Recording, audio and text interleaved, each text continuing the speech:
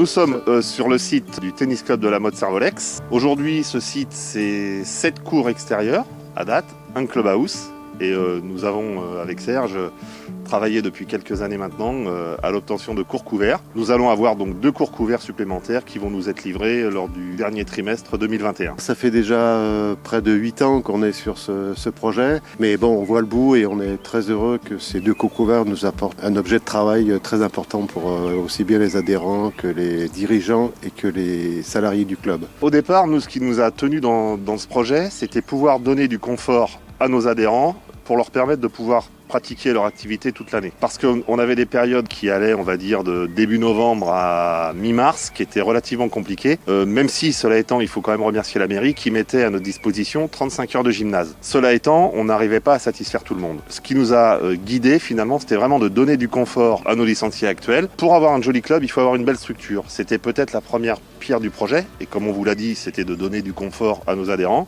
Mais ce qui ne nous empêche pas d'avoir un petit peu d'ambition sur beaucoup de publics. Et je pense notamment sur un public qu'on souhaite faire venir au club, qui est le sport adapté. Nous avons créé une commission dédiée au sport adapté qui va être gérée par Chantal Manca, auquel sera associé le sport santé. C'est un club qui a une certaine dynamique et qui travaille étroitement en lien avec notre comité, notamment sur la mise en place d'actions sur le sport adapté, qui projette d'organiser donc les championnats régionaux de sport adapté. Malheureusement, ça a pu se faire à cause de la crise sanitaire ces dernières années. Donc la commune, en lien avec le club, va recandidater pour 2022.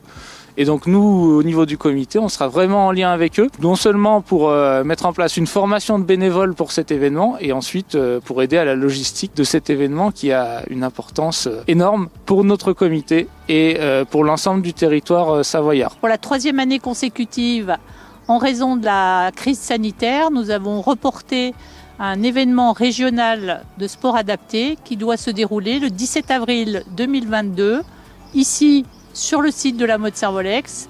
Et le plus, ce sera l'utilisation des cours couverts qui nous apportera du confort en même temps que d'utiliser les structures comme le gymnase ou la halle Parpillon de la Motte Servolex. Le rôle de la Ligue dans ce dossier, ça a été bien évidemment d'accompagner la mairie et le club dans tous les conseils que la Ligue est en capacité de prodiguer. Soit pour évidemment une aide à la maîtrise d'ouvrage, soit évidemment pour le suivi des travaux et bien sûr pour l'ouverture des enveloppes et une aide au choix des entreprises. Les types de financement sur un projet aussi conséquent que celui-ci, dans un premier temps, il est très important de vous dire que si la mairie n'est pas partie prenante du projet, si elle n'est pas derrière le club, quels que soient les financeurs, le projet ne peut jamais aboutir. Donc je dirais que le premier financeur, pour répondre à votre question, bien évidemment, c'est la mairie de la Motte Servolex. Après, les financeurs, ils sont multiples.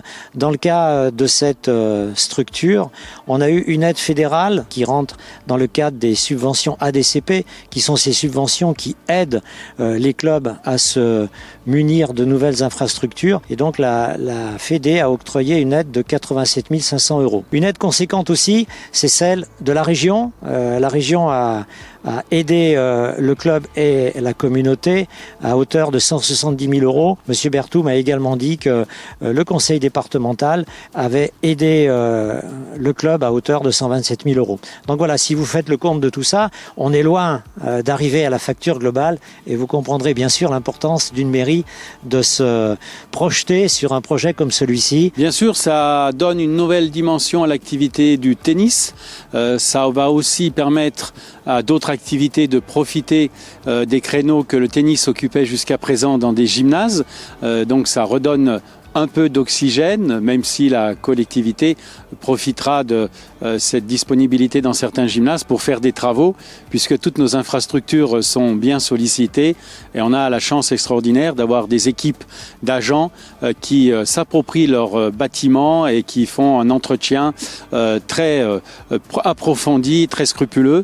Donc voilà, c'est du gagnant-gagnant pour tous, pour nos agents, pour l'équipe municipale qui va permettre au tennis de se développer et pour le rayonnement de la commune, puisque les communes qui ont ce type d'infrastructure ne sont pas si nombreuses que ça, et notamment en Savoie.